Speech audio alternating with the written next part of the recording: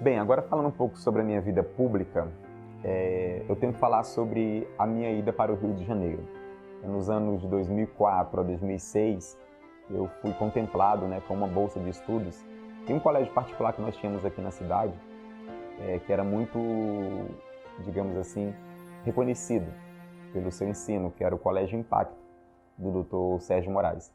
Eu fui contemplado com essa bolsa de estudos por ele. Na época nós frequentávamos a mesma igreja, a Igreja Batista, e nesse colégio foi quando eu tive acesso a muitas informações, dentre elas o acesso à Constituição da República Federativa do Brasil. E em 2004 minha tia, né, veio do Rio de Janeiro para cá e decidiu me levar. Eu lembro que na época eu trabalhava, digamos assim, informalmente, né?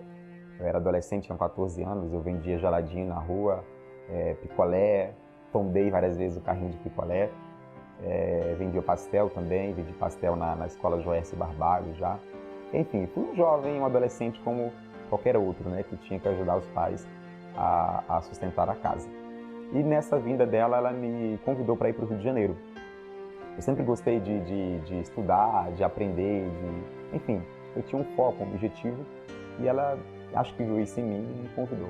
Chegando lá, eu fiquei uns 3 meses, foi a época do carnaval, me matriculei, e a gente morava num bairro chamado Catumbi, que é próximo de alguns morros, né, de algumas comunidades. E eu me lembro que ela ficou um pouco com receio, né, de eu me enveredar, né, para o caminho da traficância, ou até mesmo, né, acontecer alguma coisa do tipo que pudesse prejudicá-la, né, porque ela era minha tia, não eram meus pais, mas tinha, querendo ou não, uma responsabilidade. E ela decidiu me mandar de volta para Eldorado. Eu vim um pouco frustrado, né, um pouco, digamos assim, triste, mas eu coloquei algo no meu coração. Eu disse que quando eu fizesse os meus 18 anos, eu voltaria. Os anos se passaram, voltei de novo para a igreja, eu era na Igreja Batista, e eu passei a ser o zelador da igreja. E aí, em 2007, eu decidi retornar para o Rio de Janeiro. Contei para os meus pais, eles me incentivaram, como sempre, e juntei os recursos que eu tinha para viajar e comprei a passagem e fui. Foi uma surpresa para algumas pessoas, porque eles ficaram sabendo no momento. Algumas disseram que não ia dar certo, que eu iria morrer quando chegasse lá, bala perdida.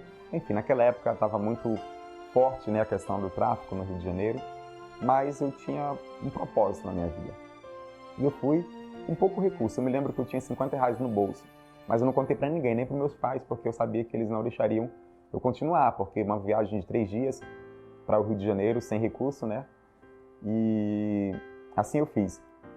Eu me lembro que quando chegou no Goiás, o meu recurso estava se acabando. E eu tive que escolher entre jantar ou fazer um lanche. E nessa minha escolha, eu lembro que quando eu fui decidir, o ônibus ele tinha ido embora. E eu cheguei a perder o ônibus. Foi algo muito cômico, porque eu perdi o ônibus e saí correndo com o refrigerante e o hambúrguer que eu tinha comprado, que era o lanche, que era a minha janta, e eu perdi o ônibus. Eu fiquei muito triste, chorando no meio da BR, até que ele regressou. Ele tinha ido para a rodoviária buscar alguns passageiros, e aí no retorno eu o reconheci e parei, e o motorista também me reconheceu, né? Eu entrei no ônibus. Então foi um momento muito, digamos assim, de aventura para mim. Mas eu quero rapidamente falar um testemunho aqui, que eu vi a atuação da mão de Deus. Quando eu saí do estado de Goiás, meu recurso tinha acabado, e faltava ainda 2 dias para chegar no Rio de Janeiro. E eu me lembro que entrou uma pessoa ao meu lado, e eu fiquei um pouco desconfiada, minha primeira viagem sozinho, e começou a puxar uma conversa comigo. E um pouco ainda tímido, com medo, né? Mas comecei a me abrir para o diálogo. E nós começamos a conversar, o tempo se passou, a gente parou para tomar o café da manhã, e eu desci, como todos os outros, porque não podia ficar no ônibus. E aí ele me perguntou se eu não ia tomar café. E eu disse que não estava com fome. Mas na verdade eu estava, mas não tinha mais recursos.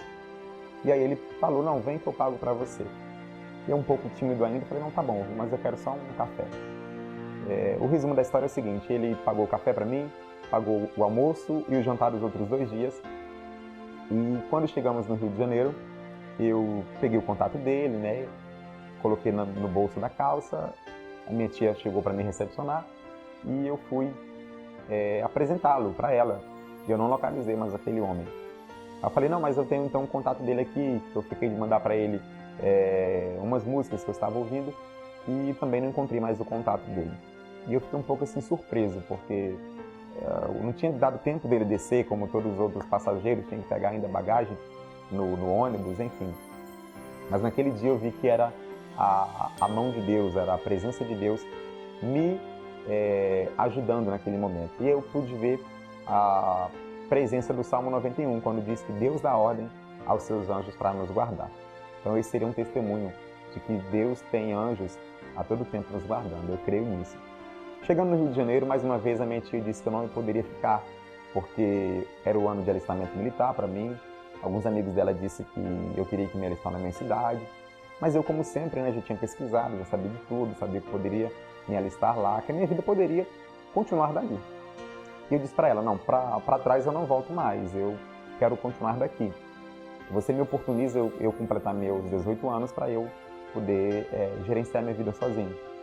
No nosso diálogo lá não deu certo, e aí eu tive que sair. E Deus começou a abençoar a minha vida quando Ele deu a oportunidade de eu morar num albergue, né, no bairro da Tijuca, no Rio de Janeiro. E aí começou a minha vida no Rio de Janeiro, a minha vida pública. E eu digo que o Rio de Janeiro para mim foi um deserto. Foi um deserto onde Deus me moldou. Muitas penúrias eu passei lá. Eu tinha que vender cloro, né, para ao final da semana eu ter pelo menos R$10 ali para ajudar na minha manutenção naquela cidade. Mas foi nesse momento de deserto que eu chorei, que eu orei muito a Deus, e Deus me deu alguns dons, alguns talentos. Dentre eles o talento, né, para compor, para escrever canções. Eu já tenho cerca de 200 canções escritas e poesias também, cerca de 20 poesias. Então foi nesse momento meu no Rio de Janeiro, de deserto, que eu passei a ter esse ministério pela escrita. No ano de 2009, eu entrei para o Ministério Público do Estado do Rio de Janeiro como estagiário na Promotoria de Justiça de Proteção ao Idoso e a Pessoa com Deficiência. E lá, uma promotora, a doutora Eliane Belém, ela viu o meu potencial, né, a minha desenvoltura no trabalho. Tinha 4 horas de estágios, em 2 horas já tinha concluído o meu trabalho e ajudava outros colegas. E ela então me chamou para fazer o estágio mais próximo dela, né, dentro do gabinete dela. E ali então começou a empatia pelo direito. Comecei então a conhecer o trabalho do Ministério Público mais de perto, né, as fiscalizações, as denúncias. E aí, quando concluí o meu estágio, ela me perguntou o que eu iria fazer de faculdade. E até então eu tinha na cabeça de fazer administração. Mas naquele momento que ela me perguntou, passou um filme na minha cabeça. E ela me oportunizou a fazer a faculdade de Direito. Fui matriculado então na Universidade Veiga de Almeida, cursei 1 ano lá e depois eu fui para Estácio de Sá, onde eu concluí a minha faculdade de Direito em 2015, falando grau em 2016, né, com a tese A Responsabilidade do Gestor Público pela Má Administração dos Recursos Públicos. Então foi ali que eu comecei a ter um encanto pelo o público. Estudei a Constituição e logo eu me amarrei e eu falei assim, não, eu tenho que ser prefeito na minha cidade, porque eu preciso cuidar dela. A Constituição tem vários direitos, vários deveres, muitas coisas boas. Mas estudando mais ela, eu percebi que não era para ser prefeito, né? Eu teria que ir para a vereança, porque uma cidade ela só é gerida, só é bem administrada se ela tiver boas leis. E foi estudando a Constituição que eu vi que a nossa cidade, né, precisava de boas leis. E para isso precisava de ter alguém para fazer isso. E aí então eu fiz uma escolha, então falei, quando eu voltar para minha cidade, eu vou então ser um candidato, né, a vereador, para eu poder então exercer esse papel muito importante na sociedade. E ainda quando eu estava no Rio de Janeiro, eu tive 2 oportunidades de ir a Brasília, no Congresso Nacional. A primeira foi ainda em 2013, quando eu participei do estágio Visita. E nessa ocasião eu conheci o nosso hoje presidente, né, o Jair Messias Bolsonaro. Ele era deputado federal e ele me indicou para ser esse representante do Rio de Janeiro nesse estágio Visita, que é uma semana de conhecimento, né, dos trabalhos legislativos do Congresso Nacional. E em 2015, eu fui novamente para Brasília, representando o estado do Rio de Janeiro, num outro programa chamado Programa Visitação. E foi experiências muito boas para mim. A gente visitou o Congresso, a gente foi no STJ, no STF, tivemos vários cursos, palestras com os ministros, e eu me encantei mais ainda pelo o público. E em 2016, depois da minha colação de grau, eu tinha sido selecionado para ser um dos voluntários das Olimpíadas no Rio de Janeiro, né? Passei pelo treinamento, fiz os treinamentos, mas eu decidi voltar para Eldorado para me tornar candidato. E em 2016 eu saí como candidato a vereador, né, por Eldorado, exercendo então aquele meu desejo de ser vereador em Eldorado. Naquela época eu não consegui, eu tirei 100 votos, mas continuei com o mesmo projeto.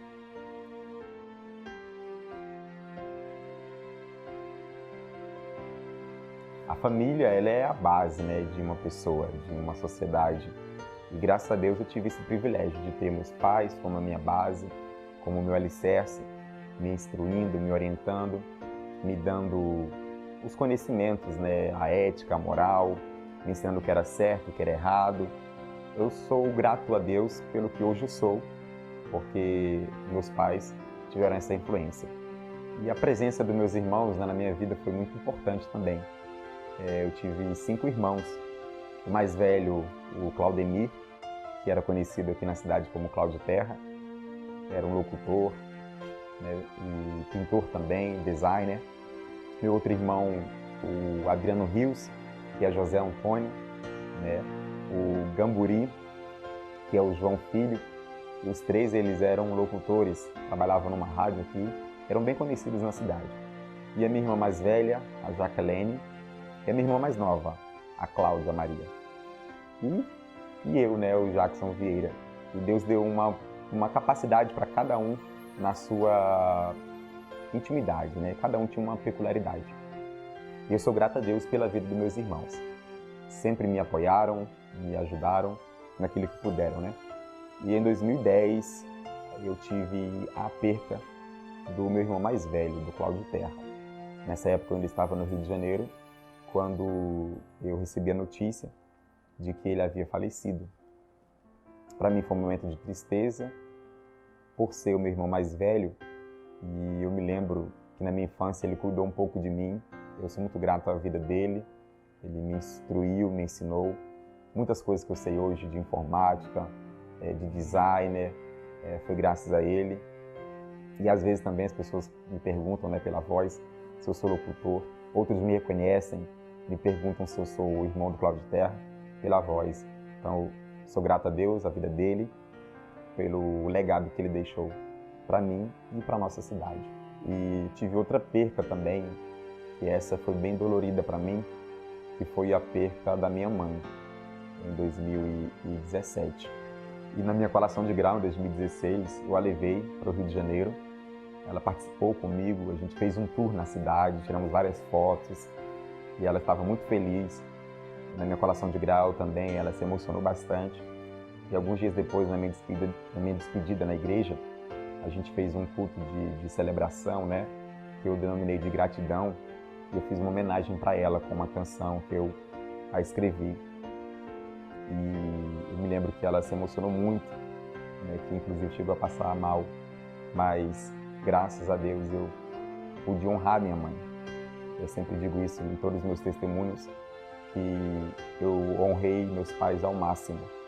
E a minha mãe, acho que a coroa dela aqui na Terra foi esse momento meu de conclusão de uma faculdade, sendo o primeiro filho da família a ter uma graduação. Ela me viu ainda exercer os primeiros dias da advocacia no ano de 2016. E no dia 29 de maio de 2017, ela veio a falecer. Ela contraiu a doença leishmaniose, mais conhecida como Calazar, e veio a óbito nesse dia. Para mim foi um momento de perca, de tristeza, mas ao mesmo tempo eu fiquei feliz porque ela foi para a glória. Nós que servimos a Cristo, entendemos que quando a gente morre aqui na Terra, a gente vai para um lugar muito feliz, né, que é o céu. Às vezes eu me emociono, né, quando a gente fala da mãe, porque muitas pessoas, eu vejo muitos jovens, muitos filhos que não valorizam muito os seus pais, não valorizam muito a sua mãe, né? Mas quando perde, começa a dar valor. E eu, graças a Deus, valorizei minha mãe ainda em vida, eu a honrei em vida. Por isso eu sou feliz. Eu não deixei a desejar. É claro que eu queria mais, eu queria estar com ela, vivenciando esses momentos, esses 30 anos, eu queria estar viajando com ela, passeando com ela, mas Deus quis assim, e eu aceito a vontade de Deus na minha vida. E depois, em 2019, eu tive outra perca, que foi a perca da minha sobrinha, filha do Cláudio Terra, Larissa. Foi também muito dolorido para nós, para a família, né? E para mim, que vi criança, né, ajudei, digamos assim, a caminhada deles, que já estavam órfãos de pai. E essas percas na minha trajetória foram muito marcantes. Mas mais uma vez eu glorifico a Deus, porque todos eles estão em segurança nos braços do Senhor. Essa é a minha família, minha esposa, Harina, minha filha, Radassa, e nós nos casamos em 2017. Nosso processo demorou menos de um ano. A gente se conheceu nas eleições de 2016, quando eu fui candidato, e nós começamos a namorar, né? Entramos num propósito de oração, e Deus confirmou. E em junho, melhor dizendo, de 2017, nós nos noivamos, logo depois que a minha mãe faleceu em maio, e em outubro a gente se casou, 28 de outubro de 2017. E hoje a gente tem quase 4 anos. Em 2019 a Radassa nasceu e Deus tem abençoado a nossa família, graças a Deus, né? E é isso.